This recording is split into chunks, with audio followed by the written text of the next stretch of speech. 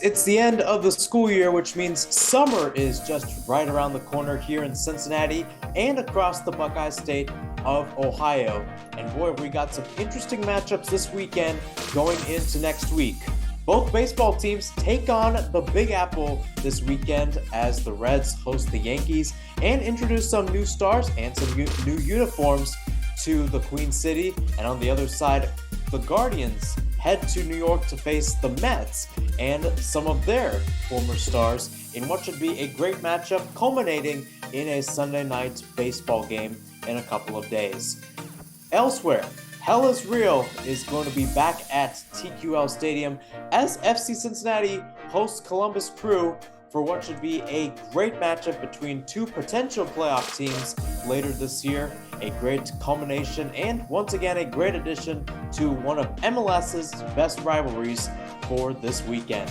Welcome everyone to another episode of Buckeye Sports Breakdown, a show about teams from the great state of Ohio. I'm Ahirson Hassan. We've got a lot of action, but before we get to MLB and Hell is Real, let's take a look at our quick hits for today. And we'll start off with both of them in regards to the Browns. We'll start off with the one that came out earlier this week, which was Zadarius Smith signing with the team. And again, it's one of those big moves where we've talked about Jim Schwartz, the new defensive coordinator, wanting to do a lot of work with this Cleveland side, especially after what he's done in other places, in Detroit, even though he was the head coach there, especially with the Eagles, which ended with a Super Bowl win in 2018. This is a team that definitely wants to show that they can get better. Of course, their offense has some new pieces that they got last year, Deshaun Watson and Amari Cooper. Zadarius Smith on the defensive side, it's starting to really show up and really show what this Browns defense, especially that D-line, is capable of doing against some really potent offenses they'll be facing this year. And then on the other side of things, this actually broke earlier today. Jim Brown, the famous Cleveland running back, he passed away peacefully at 87 today in his Los Angeles home. Again, Brown, Pro Football Hall of Famer, and he's got a storied career overall. Selected in the first round of the 1957 draft, played 9 seasons with the Browns and led the league in rushing 8 of those years. Rushed for 12,312 yards, averaged 5.2 yards per carry. Also named a Pro Bowler every year he played. And he helped the Browns get something that they haven't gotten in a while, and that was a title back in 1964. Led them to that spot 3 times and was named MVP 3 times. Not something you hear about in today's NFL. And to that point, it's interesting to know what Jim Brown did for the NFL, not just from the civil rights perspective. Of course, when he played the late 1950s and early 1960s, this was a time when the NFL was very segregated.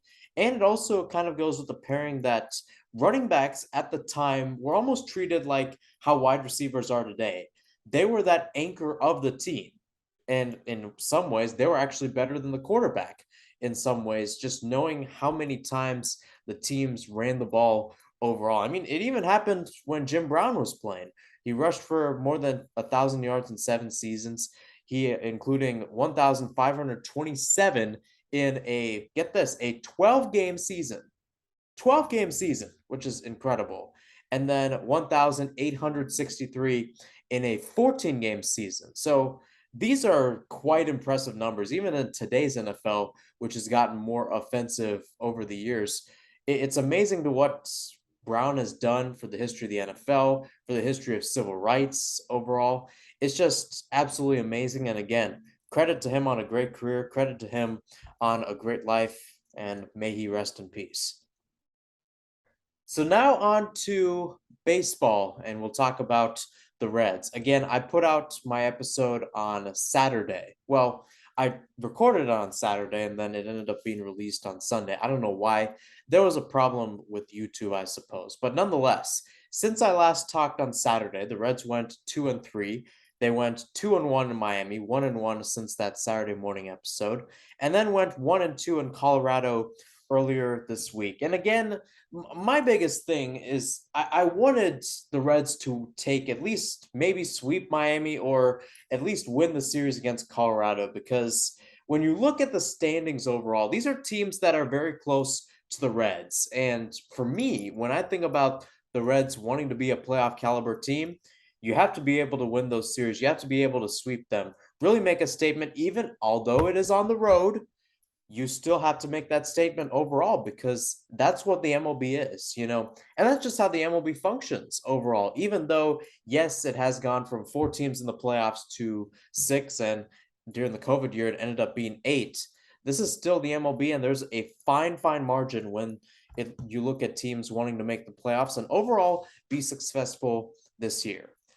That being said, you have to give a little credit and rather maybe a little asterisk on what happened in Denver earlier this week. Again, Graham Ashcraft is to blame for his performance on Wednesday, allowed 7 runs. The pitchers in general allowed 11 in the course of 2 innings. But you think about it, Luis Castillo had a rough outing against the Rockies in 2021.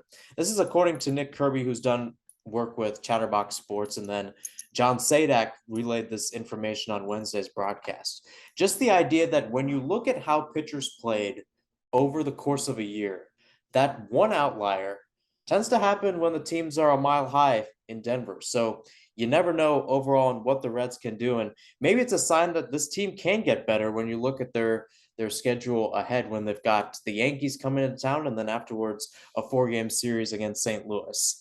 Now to the offense, and I think, in my opinion, they look like a fun team, and especially the Denver series in general. That was a fun series. You have a defensive game on Tuesday, but Wednesday, the runs keep flowing in. Monday, the same thing happened. It was a very loose game overall, and it looked like the offense used that altitude to their advantage. You use the altitude, you can get the homers if you like, you get the hits to fall, and you get the power into their bats. And then you look at the guys who are showing up. And for me, the new star on the block, Matt McLain, absolutely amazing. Nothing else to say. His first hit, he's able to clip it into center field. And again, we're thinking, you know what? He'll settle at first base. Most batters end up doing that. You know what? He takes off like a speed demon and rounds for second and gets safe. The following play, and later this inning, another one comes in. And McLain, once again, instead of settling at third, hustles around and gets home for a run. That's the type of play I want to see from Matt McLain. And that's the type of play I want to see from the Reds this year. He played 2 of 3 games in the Rockies series, put up a hit. And again, he's starting tonight against the Yankees in the first game of that series. It would be great to see him long-term on this team. Even if he's not starting, his speed. He could be a great pinch runner. And it's been a while since the Reds have been able to say that with confidence. I don't think they've said that since Billy Hamilton was with the squad. It's been that long since the Reds have had a really, really good speed demon. I mean, I think he's ranking, in the 95th percentile when it comes to speed. That is Matt McLain. So really good. And I think the biggest thing is who gets that shortstop position. It's a really great pickup by the Reds, especially after they traded Kyle Farmer to the Twins. Just the idea that you can get someone as an anchor overall. You get McLain, you get India kind of running the center of the infield. They've gotten a really good pairing. India's been a great mentor during that time. But my biggest question is, if you're the Reds, do you decide to drop one of those two? And at this point, it's probably looking like it's Jose Barrero who ends up getting that over Matt McLain, just knowing the type of play. Now, granted, it was just one series, but you think about it, 2 other statement series are coming up for the Reds with the Yankees and the Cardinals. And I think if McLain can really show it, if he can get a home run, if he can get a hit, the Reds fans are really, really hyped up overall for the series and really for him. I mean, as soon as the news came out, Reds Twitter went crazy. They were happy. And this is the time for Matt McLain to shine, and I think he takes it. So on to the series now. I talked about the Yankees, and they've got some problems of their own.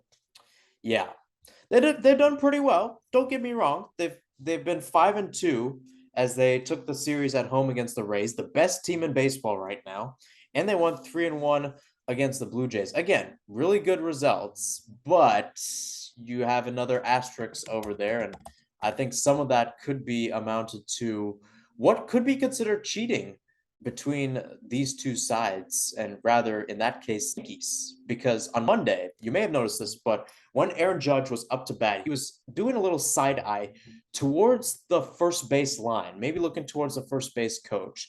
And he was wondering whether or not the Blue Jays were tipping their pitches and if there was some kind of discrepancy going on.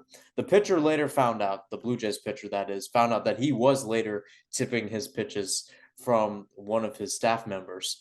But when you look at it overall, there's questions to ask about what the Yankees are doing down the stretch because I don't like it. Even though if it wasn't there, I don't like suspicion. And it also showed on Tuesday, Domingo Herman ejected for what was considered a quote extremely sticky substance on his hand. Again, not the first time the Yankees have had some trouble with pitchers with sticky substances, CC Sabathia, but nonetheless, it is interesting, and I kind of laugh at it to the extent that the Houston Astros were the last well-known cheaters in the MLB, and they ended up winning the World Series. The Yankees right now 26-20, third in the AL East. Of course, earlier this year they were actually fifth and around 500. So again, not bad for the Yankees, whether or not they're cheating. But nonetheless, when you look at this game, again, the game's going on right now. That is Yankees and Reds. Fifth inning just ended. Yankees are up 1-0, and it's actually contrary to what I thought could happen, where it could be an offensive battle, or at the very least, against some of these AL teams, I've noticed where the Reds like to play close, almost to the level of that team in good ways and bad. And we saw it in the Rangers series where they ended up pulling the sweep. And again, it kind of shows the energy of where the Reds could be going at this point, because whenever we see them, they love to play their best ball, in my honest opinion, their best ball between mid-June and July. And if you can get some statement wins, at least series-wise, against the Yankees, at the very least, take one off of them. And then you got the Cardinals coming to town.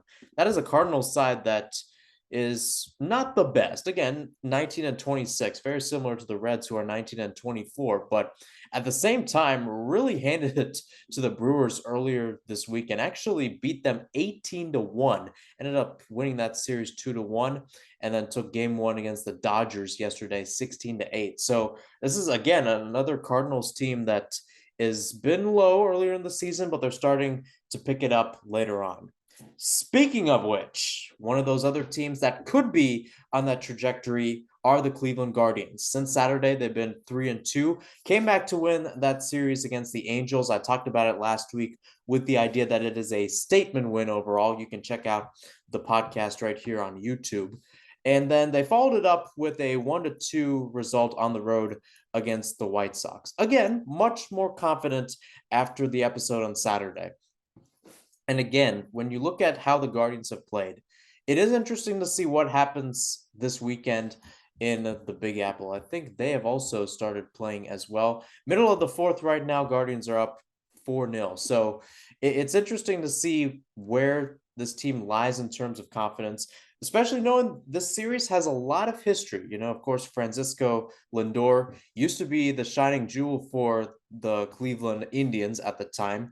And then they sent him to the Mets a couple of years ago. It was an interesting trade. And actually, down the stretch, that was one where the Guardians ended up winning. Since 2021, a couple of years ago, they went 80-82 on the year, followed it up with an AL Central championship, included making it to the Game 5 versus the Yankees in the ALDS. When you look at the players involved with that trade, you had Jimenez and Rosario headed to Cleveland. They've put up a 15.8 WAR.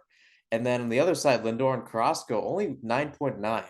So that's a really good move too by the front office. You take two young guys and you almost, unburden yourself when it comes to paying that money. It shows what this team can do, especially after that trip to the World Series back in 2016, even if it means still make those appearances. And again, the Guardians got a good appearance on Sunday Night Baseball later this week to wrap up that series against the Mets at Citi Field. It will be interesting to see how the momentum shifts because despite a decent week, the Guardians are missing McKenzie and Seivele, who are both on IL. And I talked about how pitchers are really, really important for this Guardians side. And then the Mets on the other side, this is a team that's really, really good. They just beat the Rays at home 2-1, just like the Yankees. So there's similar opponents on both sides. This is a Mets side that, again, at some point in the year last year, they looked like the NL East champs, and then along came Atlanta, and then Philly ended up beating both of them in terms of how long their playoff run was, as the Phillies ended up going to the World Series. But you think about it, this is a Mets team that has struggled too on the road, but at home, not bad. And they got a chance to prove it against the Guardians. Hell is empty and all the devils are here. Those were some famous words said by Shakespeare back when he walked this planet. And even 425 years or so later, those words still ring today, as it will be the case tomorrow when FC Cincinnati hosts the Columbus Crew for the 12th all-time meeting of Hell is Real. I'm Mahir Hassan, and welcome back to Buckeye Sports Breakdown and what could be the most interesting rivalry matchup of this weekend for the MLS, and might be the most interesting game in the state of Ohio. Again, when you look at this overall, FC Cincinnati is having one of the best seasons possible for an MLS team and one of their best seasons ever. 27 points through 12 matches as they sit first in the East. They have not dropped any points at home this year. Columbus Crew on the other side have gotten 18 points and sit at fifth in the East. When you look at this matchup, yes, they have met 12 times and 11 in MLS. It has been only one-sided, as FC Cincinnati has only come out with the win in 2020, and that was at Nippert Stadium during the COVID year. There were no fans in the stadium that day. So FC Cincinnati has a chance to change it with a win at their home stadium tomorrow, or Columbus takes a result on the road. Either way, it's sure to be a great one from Cincinnati, and there'll be a lot to talk about, so let's get to it. So let's take a look first at what each teams did on Wednesday. Both of them ended out with a win, FC Cincinnati beating CF Montreal 3-0, and Columbus beating the LA Galaxy 2-0. We'll start off with FC Cincinnati first with their win over CF Montreal. I talked about it on Saturday that the idea with this team is basically don't let in goals. And that's what happened. Again, a clean sheet, which despite the record for FC Cincinnati has been quite rare this year. But I think more importantly, it's great to look at what the offense has been doing. They put up 3 goals. The first one came in the second minute, an own goal by Montreal's Waterman, actually bounced off the volley there. Lucho Acosta with the goal in the 26th minute, and then Brandon Vasquez with his in the 65th. Now, the own goal that I talked about earlier, it was a volley, and it also came off a set piece as well, as Matt Miazga and Brandon Vasquez were both in the area. The numbers were there, and it seemed quite prevalent at the time. I mean, I think Miazga or Vasquez could have gotten a touch on the ball and would have steered it into the back of the net. The biggest question, though, and again, I have to give credit to Alvaro Barreal. He put in a great ball from the free kick, and I keep on saying it, but this dude is looking like the best defender, technically speaking, the best defender in MLS right now. You look at how he gets up the pitch, how he tracks back, creates chances on goals, which is one thing in general, almost like Alphonso Davies out here. And then he also puts up free kicks. Absolutely amazing what this guy can do. And then when you look at some other moments in that match, Lucho Acosta's goal, and I think this was the key impetus for FC Cincinnati on Wednesday, and this will probably be the case on Saturday. The way they were able to win balls in the middle and immediately change it the other way to get goal-scoring chances. That's how you got the second and third goals. We'll start off with Acosta's goal, which was the second right before halftime.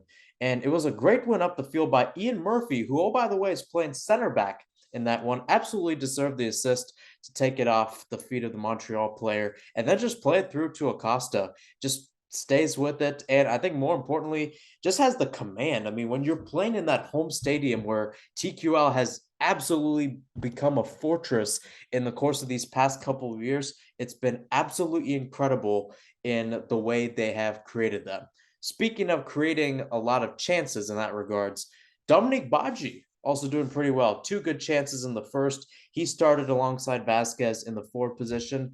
Could be a viable option for a second striker. Again, not too many updates because you think about it, FC Cincinnati definitely has some interesting places, if you will, when you look at the type of players that could be available for the match. Sergio Santos has done well in the second striker position. The same has gone for the likes of Brenner as well, although he'll be heading to Udinese in summer. So maybe Chris Albright and crew are trying to say, all right, once Brenner heads off to Udinese, we want him to play a full season over there. So we're going to kind of manage his minutes so he's nice and healthy. Not a bad approach, especially for a guy that, wanted Cincinnati to be one of his stops along the way to Europe, as was the case for guys like Miguel Almiron, who was at Atlanta United and now with Newcastle United in the Premier League.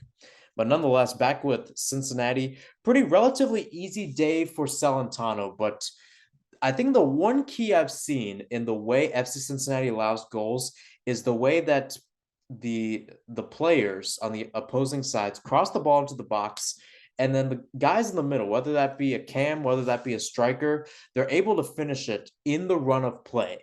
And we didn't see that many opportunities of that against Montreal. That is, CF Montreal did not create those chances overall. It was either long shots, which were pretty easy saves for Salentano, or there were crosses in and they just never got a true touch on the ball to challenge the Cincinnati netminder. So pretty good day for Roman in goal. And then you got Brandon Vasquez at the end, simple as or like Lucho Acosta's goal. It was simply put, pouncing on the ball and finishing it. There was a bad back pass. The ball was a little bit. And even in the 65th minute, you have Brandon Vasquez charging for the ball, and he's able to put it in. That's now the second consecutive game that he has scored, as he got the winner against NYCFC in the U.S. Open Cup. So the last two games has a chance to make it 3 against Columbus this weekend. Speaking of Columbus, the crew, as I said, picked up a 2-0 win over LA Galaxy. Zelarayan in the 25th minute provided the opener, and then Amundsen with the 43rd minute goal, that too in his first ever start for the crew. Now, my thoughts on it is the idea of how they're playing right now, where you have Cucho Hernandez out there, but along with Christian Ramirez, and you've got Lucas Zelarayan being the field general there in the middle. I think when you look at how Columbus has played, that's where you see them at their best. And I also hinted at this in the offseason where, you have a two-striker pairing with Cucho and Ramirez. Now, in that regards, it will be one of those guys being out wide, and I think it's looking more like Cucho. But nonetheless, it has looked deadly so far, and so far, my prediction has come right. I actually do want to clarify. So the formation they used was a 3-4-3. So Cucho is essentially playing center striker. Zelarayan played left winger, and then Christian Ramirez was on the right. But it almost looked like at times that shifted into a 3-4-1-2, where Zelarayan was playing like a cam, but was also being used as a guy to receive through balls. And then Cucho was a left striker, almost a left winger at times. And then Ramirez was a right winger and playing striker in the middle. That's what it looked like on a lot of the key chances for Columbus throughout this time. So it really goes back to how they played earlier this year. And I think especially the case for Lucas Zelarayan when Cucho was out and, there was Ramirez in the middle, Wilfred Nancy was still trying to make use and still trying to see where to play Zelarayan at his best. And I think some of it has helped in the way that Zelarayan has played that second striker role, where at times he was being used as a complement and was truly the star of this team and not the idea of him just being the QB1 in a 10 set. He was the guy to go get the goals. And I think it's almost where that point in this year came to fruition, and it came to fruition against the Galaxy on Wednesday. So pretty good overall. And I think the other idea of this is the impact of the wingers. Alex Matan and, again, Amundsen dominated. And on Amundsen's goal, Matan was the one that got the assist, a lofty ball into the box where Amundsen just headed it away. And a lot of these shots overall came from the strikers and attackers in general, just going in behind the Galaxy center backs. I mean, it happened with Lucas Ryan. He gets behind Eric Zavaleta, one of the Galaxy center backs, and he's able to finish it pretty simply put. So that being said, it sets up a really interesting idea of the tactics. And it's almost threefold at this point. And we'll start off with the idea of the offense versus the command. And the main key guys are the number 10s. Lucho Acosta for FC Cincinnati, Lucas Ryan for Columbus. I think about their meeting in Columbus last year where Acosta was out with yellow card suspension and FC Cincinnati almost did not have any sort of attack on the ball, even when you have guys like Junior Moreno and Obino Wobodo, who also do a great job in the midfield. That too, Wobodo picked up the assist on Vasquez's goal. So really good down the stretch, but at the same time, you look at the idea of possession, which is kept through the middle, and the idea of who plays direct on the ball. And you almost tie that to the fact of Brandon Vasquez, and you could even put Brenner and Sergio Santos in the mix since they could also be playing striker on Saturday. And then on the other side, Christian Ramirez and Cucho. And then when you look at both sides of the bench, right, could be Baji to the defense. You know, how does the center back pairing work?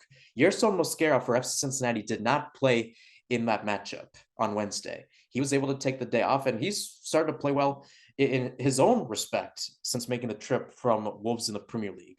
Speaking of guys in the Premier League, Matt Miazga also really showing up, showing out, and doing a lot of work this year as well. And the same goes for the hometown kid, Nick Hagland, too. And this is probably more of a concern and I think more of a transition for FC Cincinnati than it is for Columbus. But think about the collapses that have happened at TQL. You know, I think back a couple of years ago when the Orange and Blue hosted Columbus. They were up 2-0 at half, and they were up a man, and they squandered that lead, simply put, by not being that alert on the other side. Actually, I should clarify, they were up 2-1 at half. Lucas Ryan with a late goal at the end of the first. But either way, you're about 40 minutes through, you're up 2-0, and Columbus is down a man. And yet, this Columbus team is able to break this Cincinnati line and accomplish their goals down the stretch. So you never know. You never know who can show up. Same was the case rather in 2022, where yes, Brandon Vasquez was able to get in behind for the goal, but same went for Columbus, and they ended up getting the goal late in that one. And again, another split for an FC Cincinnati team that, yes, has beaten Columbus in the Open Cup back in their miracle run in 2017, beat them in 2020, but since then, a little bit shaky. I know it's a derby, but at the same time, you never know. And maybe it's a long time coming, and it's about time for FC Cincinnati. My one question, and this is more of a question for Cincinnati, but I think even for Columbus, it's the wing play. It has to be the wing play. Amundsen and Matan were just barreling down their respective sides against LA Galaxy. When you look at FC Cincinnati, this is a team that had Santi Arias earlier on, and even now, Ray Gaddis, he's old. He's an older player, but he's got some great speed. Same goes for Alvis Powell. And then, of course, Alvaro Barreal, who, in my opinion, if you're counting wing backs, is probably the best defender in MLS right now. It's just going to be a great idea and just great attacks on the ball. And I mean, if I'm a defense, if I'm the defenders in that game, I'm watching out for those guys because it seems like whoever can get into the box, maybe create some chances, and who knows, can get some goals. We've seen Amundsen do it. We've seen Matan do it. We've seen Barreal do it for FC Cincinnati. They might be the ones that decide this game because we know that both of them have a great attackers. Both of them have great strikers. Some of them could be getting some call-ups to the U.S. men's national team or their respective squads overall. But for me, it's that wing play because we haven't seen either team really lock into that down the stretch. And I think if one of those teams can really do it, that might be the difference between win, lose, or draw in what should be a great game at TQL, what should be a fortress as well. FC Cincinnati announced earlier today that it will be a sellout, and that too, FC Cincinnati 7-0 in MLS play at home, 9-0 including the Open Cup. Should be a close one. I'm thinking more of a draw, but for whatever reason, I'm thinking right on the spot. FC Cincinnati pulls off the win. Should be a very offensive game down the stretch. I know Celentano and Schulte are great goalkeepers, but I think the Orange and Blue pull it off 3-2 tomorrow and will get their first ever Hell is Real win at TQL Stadium. First ever Hell is Real win in front of fans. Sure to be a great one there. So we talked about MLB, we talked about Hell is Real and MLS, and also gave some quick hits to the Browns. Once again, rest in peace to the great Jim Brown for a great life well lived both on and off the field. I'm Mahirson Hassan. Thanks for tuning in to another episode of Buckeye Sports Breakdown. If you can, get outside because the weather is going to be absolutely gorgeous this week. Stay safe, and I will see you next week.